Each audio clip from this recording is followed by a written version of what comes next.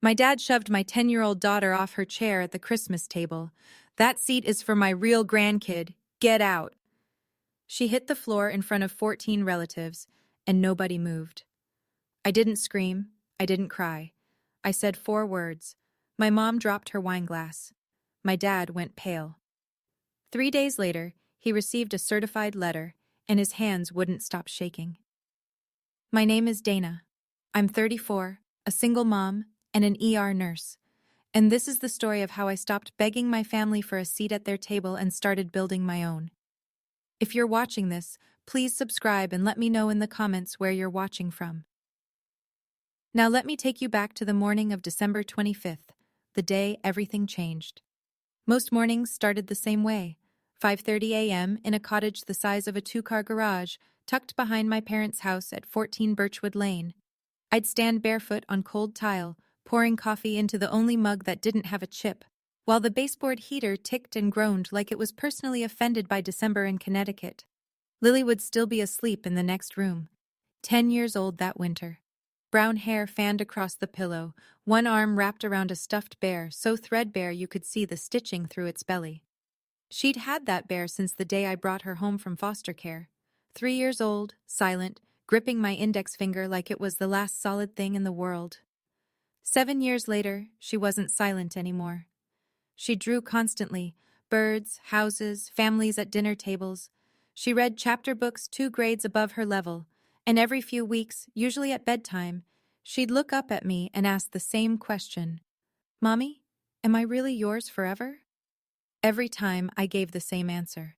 I'd been paying my father $1,100 a month to live in that cottage. Zelle transfer, first of every month, no exceptions. I had 84 screenshots on my phone, every single payment time-stamped, going back 7 years. I kept them because I'm an ER nurse, and ER nurses document everything. That's what we do. We chart, we note, we timestamp. My father said a lease wasn't necessary. "We're family," he told me. "We don't need paper." I believed him for 7 years. I need you to remember that number, 84 payments, because it's going to matter later. Christmas at the Thornton house was a production. Not a celebration, a production.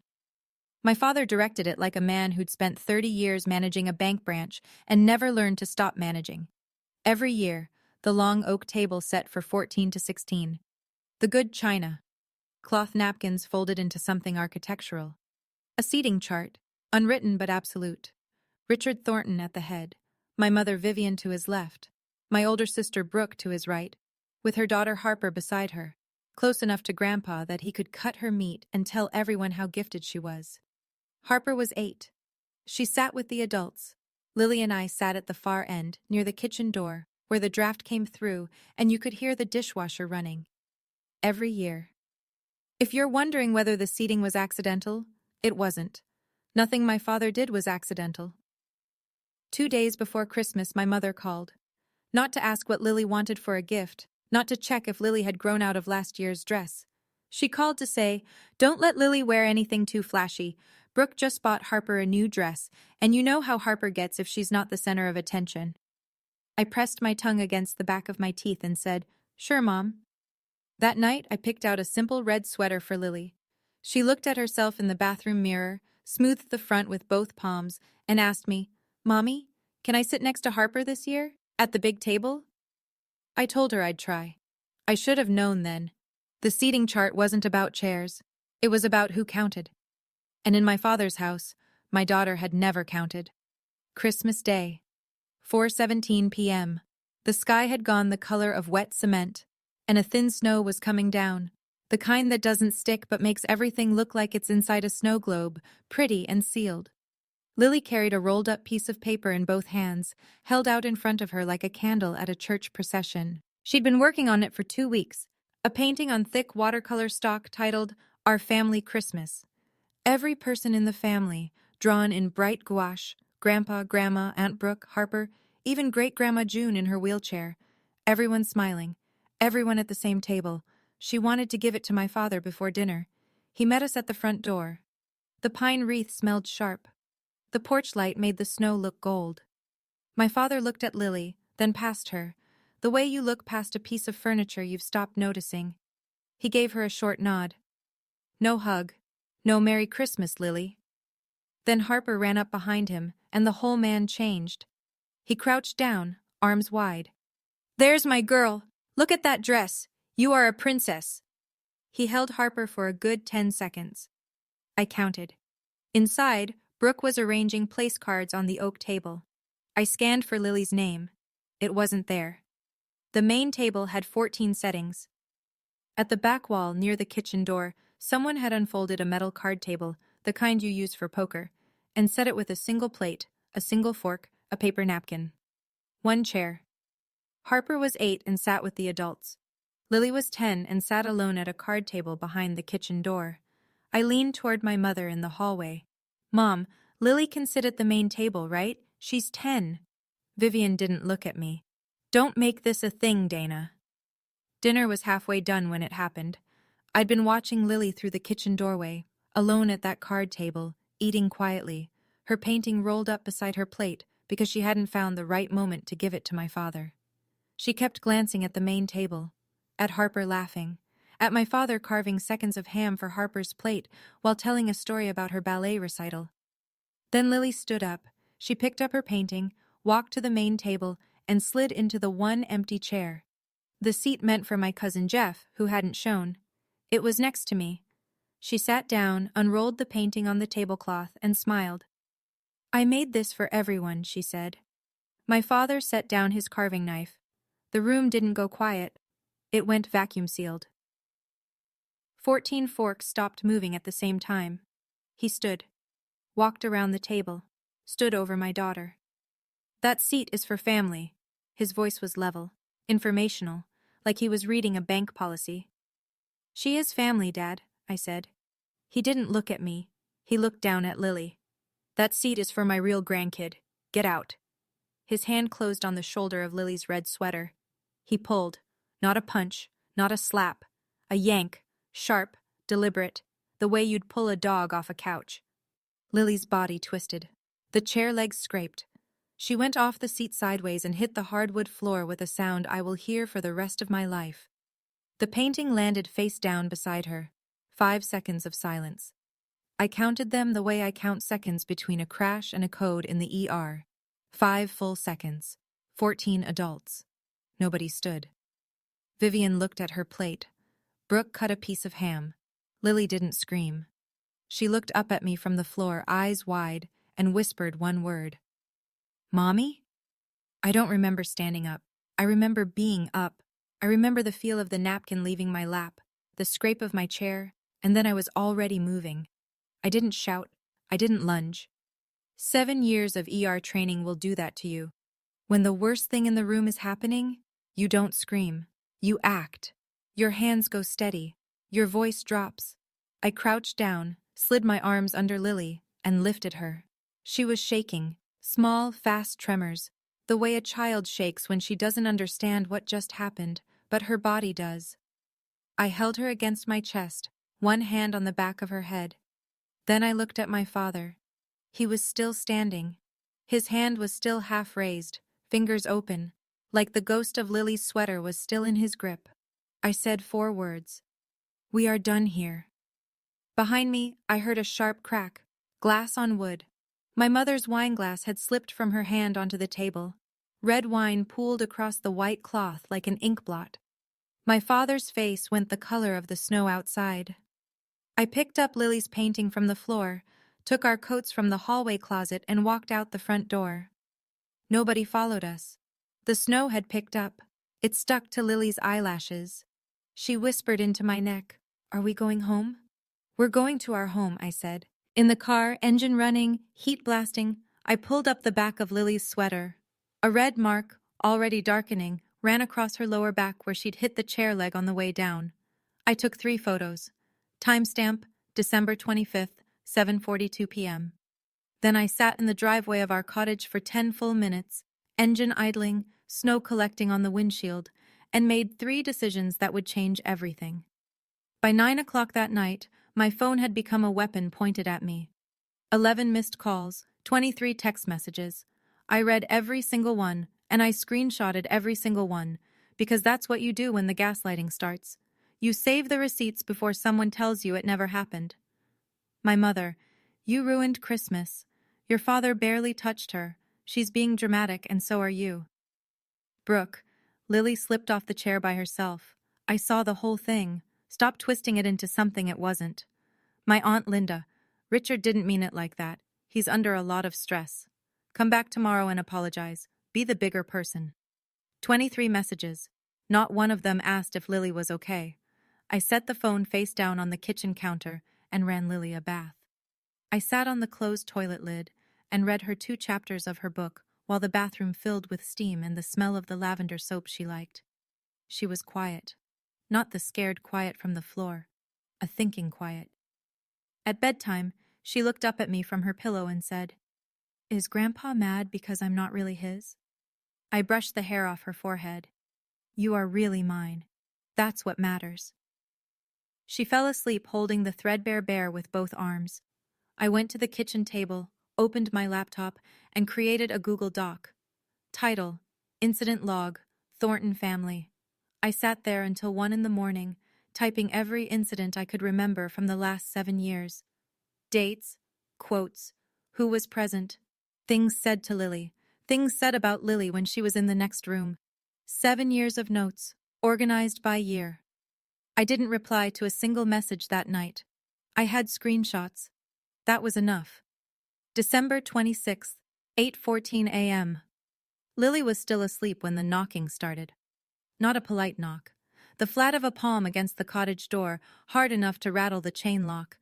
I knew who it was before I looked through the peephole. My father stood on the step in his good overcoat, breath clouding in the cold. No casserole dish. No apology face. I opened the door 6 inches and kept my body between him and the hallway to Lily's room. He didn't say good morning. "You embarrassed me in front of my family."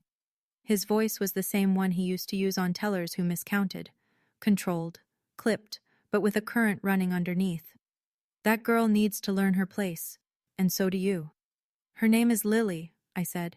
"She's your granddaughter, and you pushed a child." "I barely touched her." He leaned forward. "She's not even blood, Dana. She doesn't—" "This conversation is over. Do not come to this door again until you're ready to apologize to Lily." I closed the door. Deadbolt. Chain. He knocked again. Louder. Then his voice came through the wood, the way sound comes through hospital walls at 3 a.m. Muffled, but unmistakable. "This is my property. I can come whenever I want to my own property." I pulled out my phone, opened voice memos, and held it 6 inches from the door. He kept going for 47 seconds. 47 seconds of my property, my house, not even blood, and ungrateful. I stood there, phone steady, counting Mississippis the way I count compressions during a code. Timestamp: December 26, 10:14 a.m. He called it his property. I had it recorded, and somewhere in the back of my mind, a question I'd never thought to ask started forming. Whose property was it really? I need you to understand. Christmas wasn't the first time. It was just the time he used his hands. The cruelty had always been there. It was just quieter, the kind you can talk yourself out of noticing if you try hard enough. Lily's 5th birthday. My father forgot. Not forgot the way busy people forget. Forgot the way you forget something that was never on your calendar. Harper's 5th birthday, 6 months later. He rented a bounce castle and a snow cone machine and posted 11 photos on Facebook captioned, "My little princess turns 5. Brooke received $3,000 a year from our grandmother's education trust, money Grandma June set up for all great-grandchildren. I assumed Lily was included. I never checked. That would matter later. When I adopted Lily, I was 27, single, fresh out of nursing school with $40,000 in student debt and a 1-bedroom apartment that smelled like the restaurant below it. My family's reaction was not what the brochures prepare you for. My father: "At least marry someone first. Brooke, you're going to ruin your life." My mother, quieter but worse: "What if she has problems?" She meant Lily. The year Lily turned 6, my mother said, in front of Lily, at Thanksgiving, between the cranberry sauce and the green beans, "Well, she doesn't look like us, does she?" I said nothing. I cut my turkey and said nothing, because I was living in my father's cottage, paying my father's rent, and I was terrified that if I made noise, Lily would lose the only extended family she had. 7 years. 84 rent payments. I thought I was buying Lily a place in this family, but you can't buy a seat at a table where you were never welcome. You're just paying for the privilege of being tolerated. And I was so busy paying, I forgot to check who actually owned the house. December 27th. I called Grandma June. She lived at Maplewood Assisted Living, 40 minutes east, in a single room with a quilt on the bed and 3 decades of school photos on the wall. 82 years old. Arthritic hands, sharp mind, and the kind of quiet authority that comes from teaching third graders for 30 years. She never needed to raise her voice because every child in the room already knew she meant business. I told her what happened. All of it. The card table, the chair, the floor, the sound. She went silent. Not the silence of confusion. The silence of a woman counting to 10 before she speaks so the words come out precise. He pushed Lily onto the floor? Yes, ma'am. Another silence. 10 seconds. I counted. Then, Dana, I need to ask you something. Are you and Lily still living in the cottage behind the house? Yes. And who told you that house belongs to your father? My stomach dropped. Everyone says it's his. He inherited it. Didn't he? The sound Grandma June made was not a laugh. It was the ghost of one. I never transferred the deed, sweetheart. That house is still mine. Every brick, every shingle, every inch of that cottage your father charges you rent for. He has been living in my house for 15 years and telling everyone it's his. I sat down on the edge of my bed. The room tilted slightly, the way it does when a patient you thought was stable suddenly isn't. I'm calling Marcus, she said. You remember Marcus Webb, from your college? He handles my estate. I did remember Marcus. Trust and estate attorney. Quiet, thorough, the kind of lawyer who reads footnotes. Grandma, what are you going to... Nobody pushes my great-grandbaby and keeps living in my house. Nobody. She hung up. And the question I'd been forming since my father's voice came through that door, whose property is it really, had just been answered. Marcus Webb called me the next morning at 8:15. He didn't waste time on small talk. Lawyers who handle estates for 82-year-old women on a mission don't have time for pleasantries. I pulled the county land records online last night, he said. 14 Birchwood Lane. The deed is recorded in the name of June A. Whitmore. There's no transfer, no quitclaim deed, no life estate, nothing. Your father has zero legal ownership of that property. I stared at the wall above my kitchen sink, at a water stain shaped like a comma that I'd been meaning to paint over for 3 years. He's been an occupant, Marcus continued, essentially a tenant without a lease. And since he represented to you that the cottage was his property and collected rent from you, we have a situation. What kind of situation? Unjust enrichment. You've been paying rent to a person who had no legal right to collect it. 7 years, $1,100 a month. Dana, that's $92,400. I set my coffee down because my hand wasn't steady enough to hold it. $92,400. I did the math differently in my head. That was 7 years of overnight shifts. That was holidays I worked so Lily could have birthday presents. That was the time I picked up a double on Thanksgiving because the rent was due on the 1st and my checking account had $800 in it, all of it paid to a man who didn't own a single brick of that house. Marcus sent the scanned deed to my email 10 minutes later. I opened it on my phone. There it was, recorded at the county clerk's office in neat black type. June A. Whitmore, clear, permanent, undeniable. I saved it in 3 places. I was an ER nurse. I documented everything. And I was just getting started. The deed was the first crack. The trust was the canyon. Marcus called again that afternoon. He'd requested the account records from the bank that held Grandma June's education trust, a revocable trust she'd created in 2016, funded with $120,000, designated for the educational benefit of all great-grandchildren of June A. Whitmore. She'd named my father as trustee because he was, in her words, good with money. I could hear Marcus turning pages. The original balance was $120,000, he said. The current balance is $11,340. I pulled the phone away from my ear and looked at it, the way you look at a machine that's just given you a reading you don't trust. Where did the rest go? 14 withdrawals between 2019 and 2024. Every single one is coded as educational expenses, Harper Thornton Hayes. He paused. Dana, Harper attends public school. There's no tuition. $108,660, withdrawn in Brooke's daughter's name, for an education that was free. I thought about Brooke's kitchen renovation 2 years ago, the Cancun trip, the designer bags that showed up in her Instagram stories with captions like, "Treat yourself, and because I deserve it." And Lily? I asked. There's not a single withdrawal in Lily's name. Another pause, longer this time. In fact, Lily isn't listed as a beneficiary at all. The trust says all great-grandchildren, but your father, as trustee, never added her. He had the administrative duty to include her. He chose not to. $108,660 gone. And my daughter's name was nowhere in the document, not because she wasn't eligible, because my father made sure she wasn't. I closed my eyes, breathed, and for the first time since Christmas, I felt something colder than anger. Marcus set up a 3-way call that evening, me, him, and Grandma June. I sat at the kitchen table with the laptop open and Lily's door closed, the sound of her audiobook playing softly down the hall, some chapter book about a girl who befriends a dragon. The kind of story where things turn out right. Marcus walked Grandma June through everything. The deed, the rent, the trust, the 14 withdrawals, the missing beneficiary. He spoke the way he always did, level, precise, like he was reading a lab report. When he finished, Grandma June went quiet. I watched the clock on the microwave. 15 seconds. I was counting again.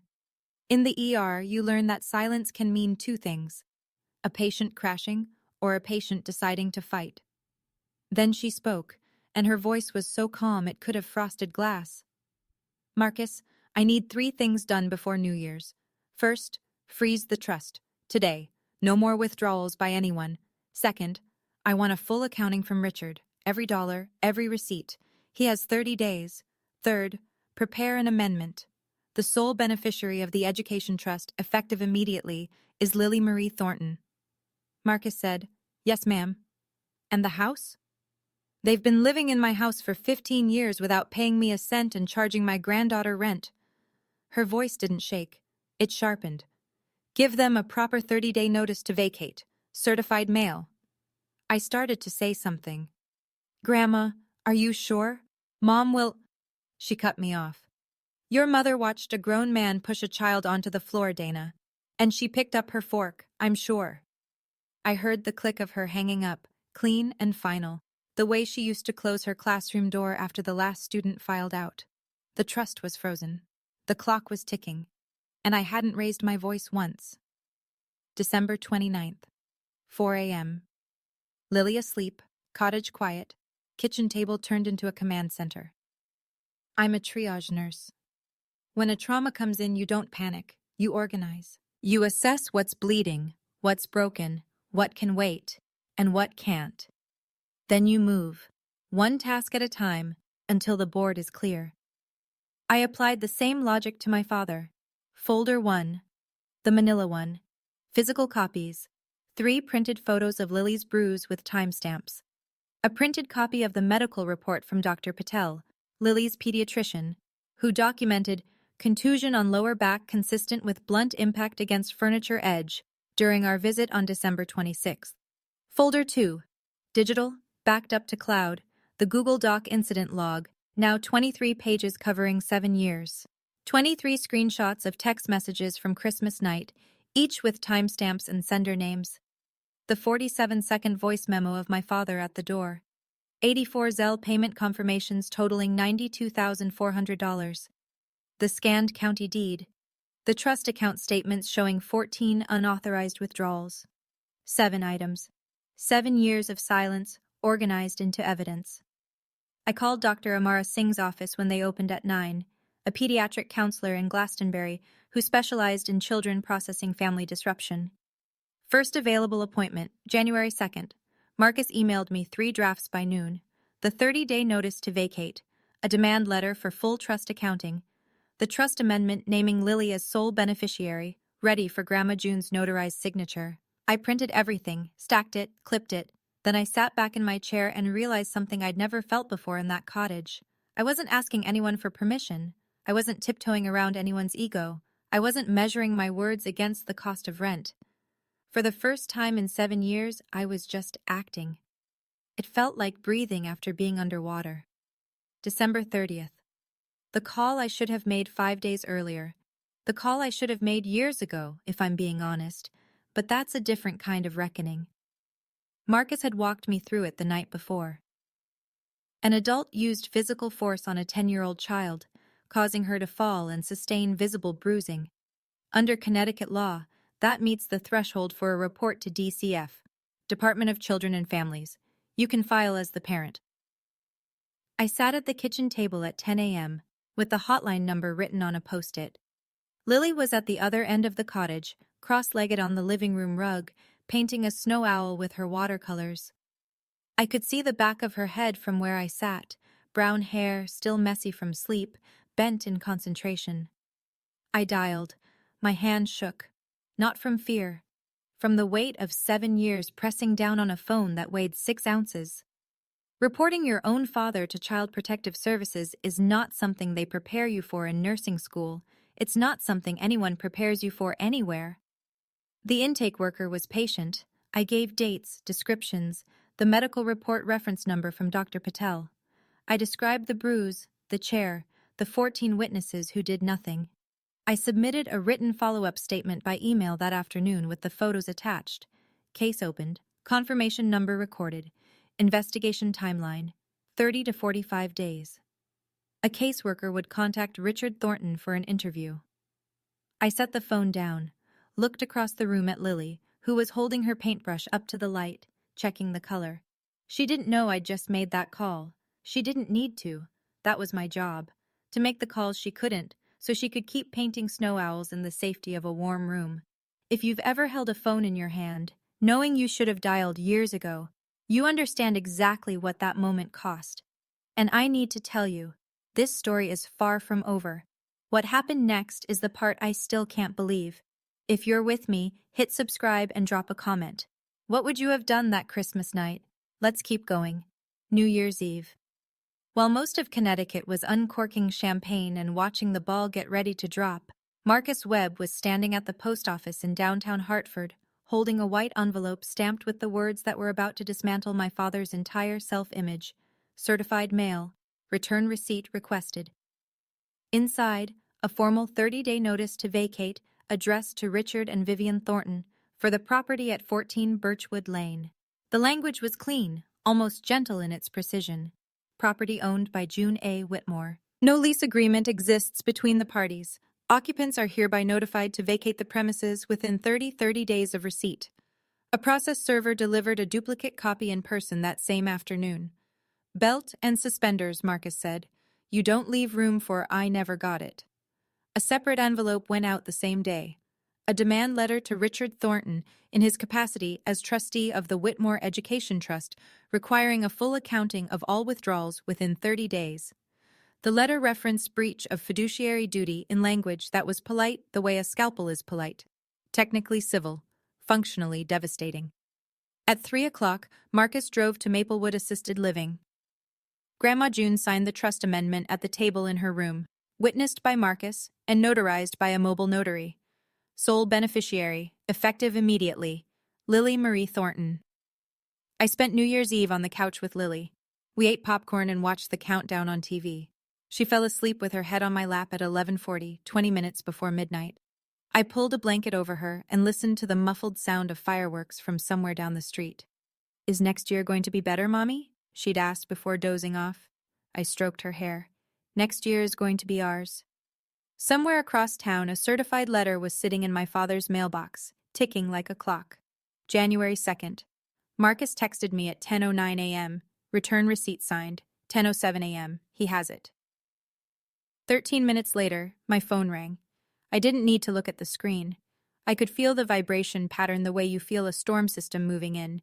Heavy, electric, inevitable. My father's voice came through at a pitch I'd never heard from him before. Not the controlled bank manager tone, not the quiet threat from the cottage door. This was something cracked open, raw and wild.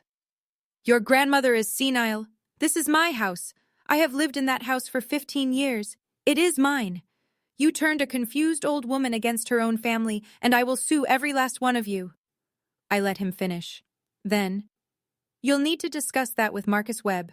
His number is on the letter. I hung up. 10:35. Vivian's turn. The crying was already in progress when I picked up. How could you do this to us? We're your parents. We took you in when you had nothing. We let you live in the cottage. You charged me rent for a house that wasn't yours. I have every Zelle receipt. I hung up. 11 o'clock. Brooke. I saw the name on the screen and let it go to voicemail. The message was 40 seconds of threats about lawyers, elder abuse, and how I was going to pay for this. I saved it, filed it, moved on. That afternoon, Marcus told me Richard had called Grandma June directly, screamed at her for 4 minutes. Grandma June waited for him to finish, then said, in the same voice she'd used to quiet a classroom of 8-year-olds, I'm 82, Richard, not stupid. You have 29 days.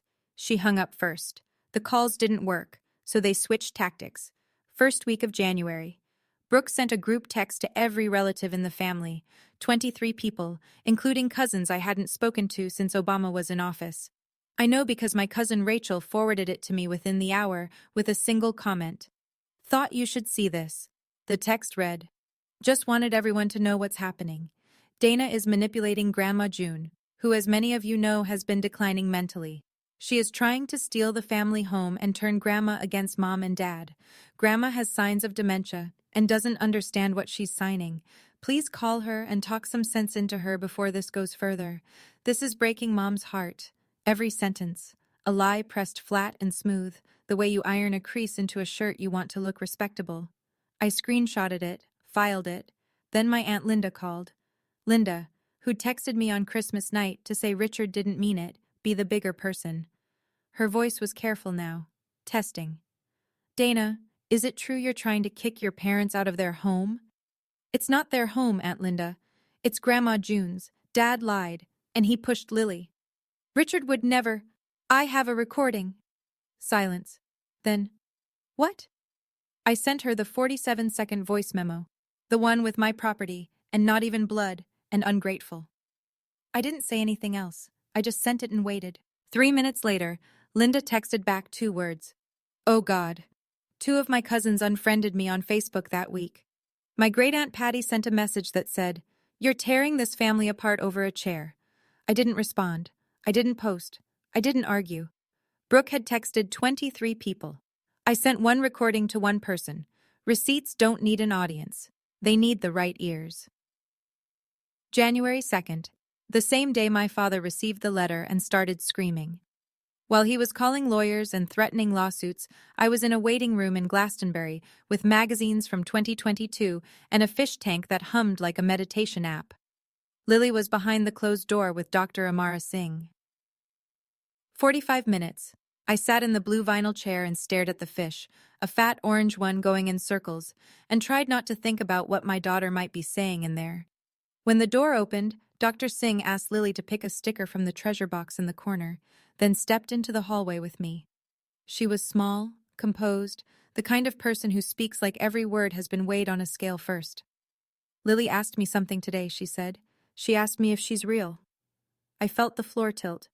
She said her grandfather has been telling her she's not a real grandchild for years, not just Christmas. She said the other kids at family events repeat it. Not real, not blood, not one of us. She's been carrying that much longer than you think. I pressed my back against the hallway wall. The fluorescent light buzzed above us. She's resilient, Dr. Singh said. But she needs to hear, from the actions around her, not just words, that she belongs. She will, I said. I promise.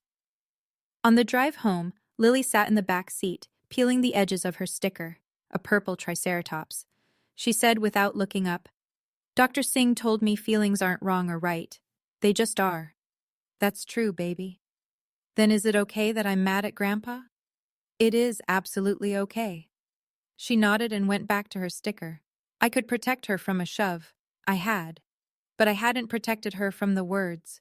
The years of quiet, daily erosion that taught her to question whether she was real. That failure sat in my chest like a stone. And I swore right there on Route 17 with the heater blowing and the Triceratops sticker half peeled that it would be the last time I was late. January 15th. The accounting deadline hit like a timer going off in an empty room. Marcus called at 4 p.m. His voice had the particular flatness of a man who expected exactly this. No response from your father. No accounting. No receipts. No communication from his attorney. If he even has one. The 30-day window for the trust accounting has closed. I was in the break room at the hospital, still in scrubs, eating a granola bar that tasted like pressed sawdust. Through the window, I could see the parking lot dusted with old snow, gray and pitted. What happens now? Under Connecticut statute, a trustee who fails to provide an accounting upon demand from the grantor, or a beneficiary, can be removed by the probate court. I'm filing a petition tomorrow to remove Richard as trustee of the Whitmore Education Trust and requesting a court-ordered audit of all disbursements. I let that settle. A court-ordered audit. Every withdrawal, every fake educational expense, every dollar that went to Cancun and kitchen granite and designer bags, all of it pulled into the light under oath. One more thing, Marcus said. Brooke retained an attorney. He called me this morning, off the record, and I mean truly off the record. He told me her position is, quote, extremely weak, and he's advised her to settle. I almost smiled. Almost. And the house? The 30-day notice was served December 31st. They have until January 30th to vacate. If they don't, we file an eviction action. But Dana, I don't think it'll come to that. Your father is a man who can't afford to have an eviction on public record. His pride won't let it get there. I looked at the calendar on the break room wall. Someone had drawn a smiley face on the 30th. 15 days. After 15 years of lies, my father had 15 days. January 18th. 3 days before Grandma June's family meeting, and 12 days before the vacate deadline. My mother came to the cottage alone. No call ahead, no text. Just the crunch of her good shoes on the frozen gravel path, and then a knock. Not the flat palm assault my father had used, but something softer. Tentative. The knock of a woman who'd practiced what she was going to say in the car. I opened the door. Lily was at school. The cottage smelled like burned toast and the lavender plug-in Lily had chosen at the dollar store. Vivian's eyes were red. Her hands were clasped in front of her the way they always were when she wanted you to see her suffering before she made her ask. Dana, please. Her voice broke on the second word. I'm begging you. Drop all of this. Your father is having chest pains. He can't sleep. He's not eating. I'll talk to him about Lily. I promise I will. Just stop the letters. Stop the lawyers. We can work this out as a family. There it was, the word, family, loaded and aimed, the way it always was. Mom, did you talk to him about Lily in the last 7 years? When he called her the kid? When he skipped her birthday? When he didn't put her name in the trust? He's not a bad man, He pushed my daughter onto the floor. You watched. You picked up your fork. She flinched. The tears came harder. Where will we go, Dana? Where will we live?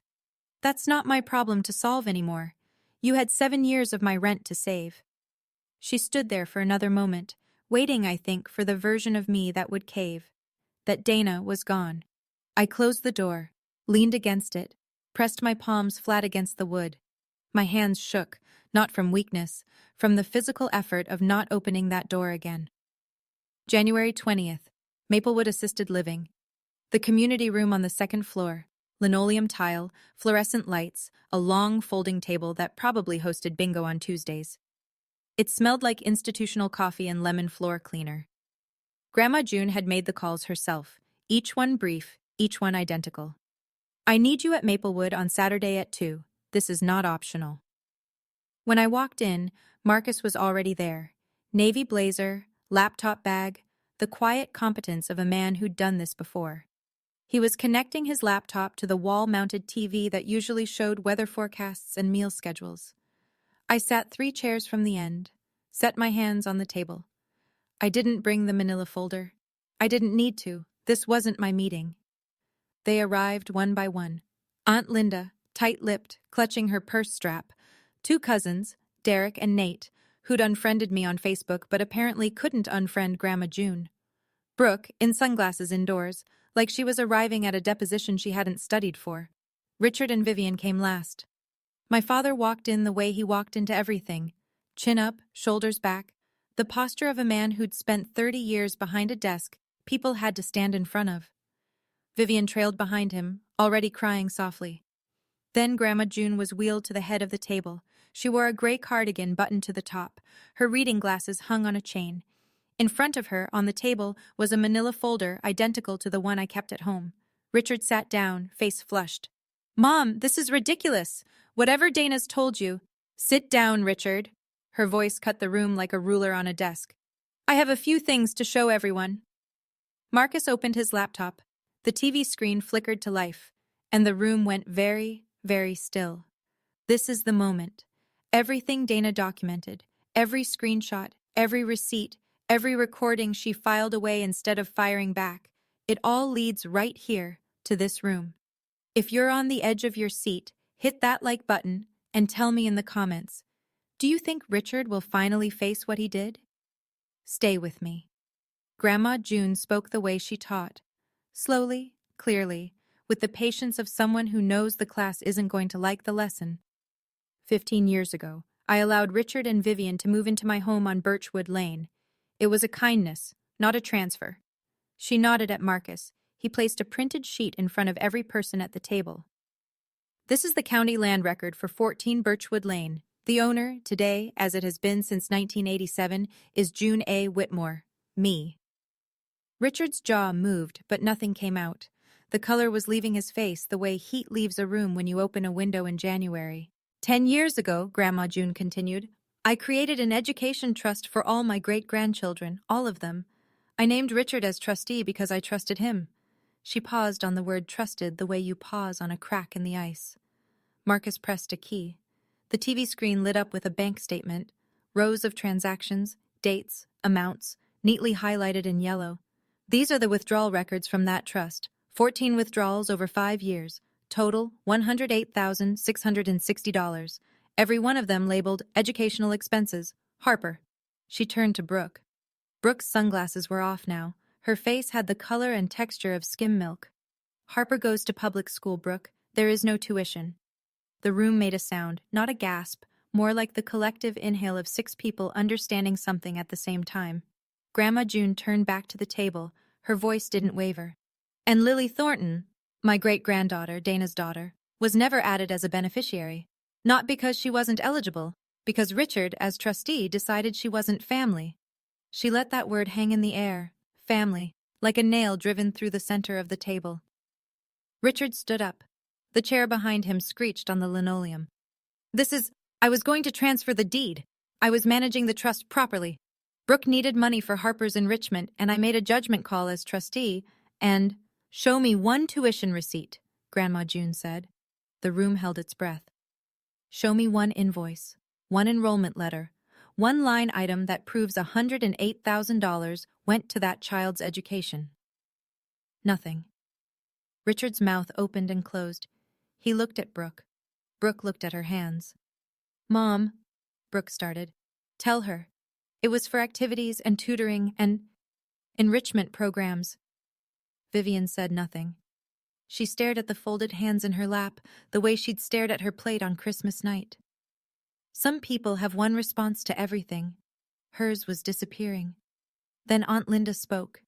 She'd been sitting at the far end of the table, silent since she walked in, and when her voice came out it was low and shaking, not with tears, but with the kind of anger that comes when you realize you've been lied to and defended the liar. Richard, you told me Dana was the problem. You told all of us. You said she was bitter and dramatic and turning Grandma against the family. She held up the bank statement. This isn't bitter. This is theft. Derek and Nate stood up without a word and walked out. The door clicked shut behind them. They didn't slam it. They didn't need to. Marcus spoke next, his voice level and professional as a court filing. For the record, Mrs. Whitmore has amended the Education Trust. The sole beneficiary is now Lily Marie Thornton. Mrs. Whitmore has also issued a 30-day notice to vacate the property at Birchwood Lane. A petition to remove Richard Thornton as trustee has been filed with the probate court. Richard sat down slowly, like a man whose legs had stopped reporting for duty. His hands, resting on the table, were trembling. The room was quiet in the way a room is quiet after something has broken. Not peaceful, not resolved, just empty of everything except the sound of the fluorescent lights buzzing overhead. Grandma June turned to me. Her hand, small and knotted with arthritis, rested near my arm on the table. "Do you have anything to say, sweetheart?" I hadn't planned to speak. I'd come to listen, to watch, to let the paperwork do what paperwork does when people have spent years lying without it. But my grandmother asked, and I stood up, and the words came out the way they'd been waiting to come out for 7 years. Not loud, not fast, just clear. I looked at my father. "I spent 7 years trying to earn a seat at your table for my daughter. She drew you a painting that night. It was called Our Family Christmas. She drew every single one of you in it, and you shoved her off a chair for it." I looked at my mother. "I paid you $92,400 in rent for a house you didn't own, and when your husband pushed my child onto the floor, you picked up your fork." I looked at Brooke. "You took $108,000 that was meant for my daughter's education, and then you sent a group text to 23 people telling them I was the one stealing." I stopped. Let the silence sit. "I'm not asking for an apology. I stopped waiting for one of those a long time ago." I looked at my father one last time. "I don't negotiate with people who push children. Lily and I are done." I sat down. Under the table, Grandma June's hand found mine. She squeezed once. Firm, deliberate, the grip of a woman who'd raised 2 generations and wasn't finished yet. No one in that room said a word. The next 10 days moved with the slow, grinding certainty of paperwork doing its job. January 30th, vacate day. Marcus confirmed it by text at 6 p.m. "They're out," confirmed with the neighbor. Moving truck left at 4. Richard and Vivian relocated to a 2-bedroom apartment in Meriden, $1,800 a month, the first rent check either of them had written in 15 years. My father didn't fight it. Marcus was right. Richard Thornton was a man who'd spent a lifetime building an image, and an eviction filing on the public record would have cracked it like a hammer through a window. He went quietly. That was the most dignity he'd shown in months. Second week of February. The probate court granted the petition to remove Richard as trustee. The judge's order was 3 pages long and included the phrase, "failure to fulfill fiduciary duties." Marcus Webb was appointed successor trustee by Grandma June. Trust balance at transfer, $11,340, plus a $40,000 deposit from Grandma June's personal savings. Lily's education fund, $51,340. Her name, finally, on the first page. Third week of February. The DCF investigation concluded. Finding indicated. The caseworker's report documented the physical contact, the bruise, the medical report, and the 14 witnesses who did nothing. Richard was mandated to complete an anger management program. Failure to comply could result in a restricted contact order. Marcus sent my father a final demand, repayment of $14,200, 12 months of rent, the maximum recoverable under the settlement Grandma June agreed to, in order to end it cleanly. Richard had 60 days. The cashier's check arrived in 43, $14,200. It wouldn't replace what those years cost, but it would put 6 months of rent in a savings account with Lily's name on it. Brooke held out longer than my father. But receipts don't care about stubbornness. First week of March. Marcus, in his capacity as successor trustee, sent a formal demand to Brooke Thornton Hayes, repayment of $108,660 in unauthorized trust withdrawals. The letter outlined 2 options. Option 1, full repayment on an agreed schedule. Option 2, a civil lawsuit filed by the trust for breach of fiduciary duty, with Richard named as co-defendant for authorizing the disbursements, and, potentially, a fraud referral for misrepresenting personal expenses as educational costs. Brooke's attorney called Marcus within 48 hours. They settled in mid-March. $60,000, payable at $2,500 per month over 24 months. It wasn't the full amount, but Grandma June approved it. "I want the money back for Lily," she told Marcus. "I don't want a war. Wars are expensive and they break the things you're trying to save." Every monthly payment would go directly into Lily's education trust. I heard through Aunt Linda, who had quietly stopped returning Brooke's calls, that Brooke sold her Lexus and replaced it with a used Honda. The summer trip to Turks and Caicos was canceled, and Kevin, Brooke's husband, had apparently discovered the scope of the withdrawals for the first time when the demand letter arrived. Aunt Linda said the word she used was blindsided. I didn't feel satisfaction. I want to be honest about that. I didn't feel the rush that people in movies feel when the villain falls. I felt tired, and I felt clear, and I felt something close to relief. The way you feel when a bone is finally set after weeks of walking on it wrong. I told Marcus the same thing I'd told myself. I don't want Brooke to suffer. I want Lily to have what was always hers. March 14th. Marcus sent the email on my behalf. One paragraph addressed to Richard, Vivian, and Brooke, clean as a surgical note. I am requesting that you have no direct contact with me or with my daughter, Lily, until further notice. Any necessary communication should be directed to my attorney, Marcus Webb, at the address and number below. I didn't explain why. I didn't list grievances. I didn't leave the door open with phrases like, maybe someday, or when we're all ready. I just drew the line and stood behind it. Richard responded by mail. Not through Marcus, not through email, but through a handwritten letter slipped into the cottage mailbox. I recognized the handwriting, the same sharp slant he used on birthday cards when he remembered to send them. 4 lines. You destroyed this family. I hope you're proud of yourself. Your mother cries every night. This isn't over.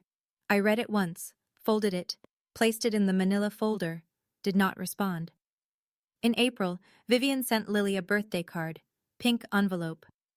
Inside, 3 words in her looping cursive. Love, Grandma V. No mention of Christmas. No mention of the floor. No mention of anything that would require acknowledging what had happened. I held the card for a long time, sitting on the edge of my bed after Lily had gone to sleep. Part of me wanted to give it to her. The part of me that had spent 7 years believing any connection was better than none. I put it in a drawer instead. Not forever. Just not yet. No contact wasn't punishment. I want to be clear about that. It was the first boundary I'd ever drawn that I actually kept. It wasn't a wall built from anger. It was a door, closed gently, with a lock I chose not to hand the key to. Like the oxygen mask on an airplane. You put yours on first, so you can breathe long enough to help the person beside you. May, Connecticut, in May, smells like mud and cut grass, and the particular sweetness of apple blossoms opening along the fences on Birchwood Lane. We moved into the main house on the first Saturday of the month. Grandma June insisted. It's your home now, she said when I tried to argue. It always should have been. Marcus was handling the deed transfer, a gift deed from June Whitmore to Dana Thornton, clean and legal and real. After 15 years of my father calling it his, the house would belong to someone who'd never once claimed to own something she didn't. Lily chose the upstairs bedroom with the window overlooking the backyard. She stood in the doorway for a full minute, just looking. It was 3 times the size of her room in the cottage. Light poured through the glass and hit the hardwood floor in wide yellow stripes. This is mine, she said. This is yours. She hung one thing on the wall that first day, the painting. Our Family Christmas. The watercolor from that night, edges soft from where it had hit the floor, one corner slightly creased from being carried to the car in the cold. She smoothed it flat and pressed a piece of tape on each corner. She still saw Dr. Singh every 2 weeks. One afternoon in late May, she came out of her session and said to me in the parking lot, with the sun on her face and her backpack hanging off one shoulder, Dr. Singh says I don't have to earn belonging. I just belong. I cried, right there next to the car, in broad daylight, for the first time since Christmas. Grandma June visited every Sunday. They baked, they painted, they read together on the porch while the bees worked the garden. June called her my girl. Lily called her Great-Grandma June. The education trust stood at $51,340, growing by $2,500 every month. Enough by the time Lily turned 18, for a future she could choose for herself. June.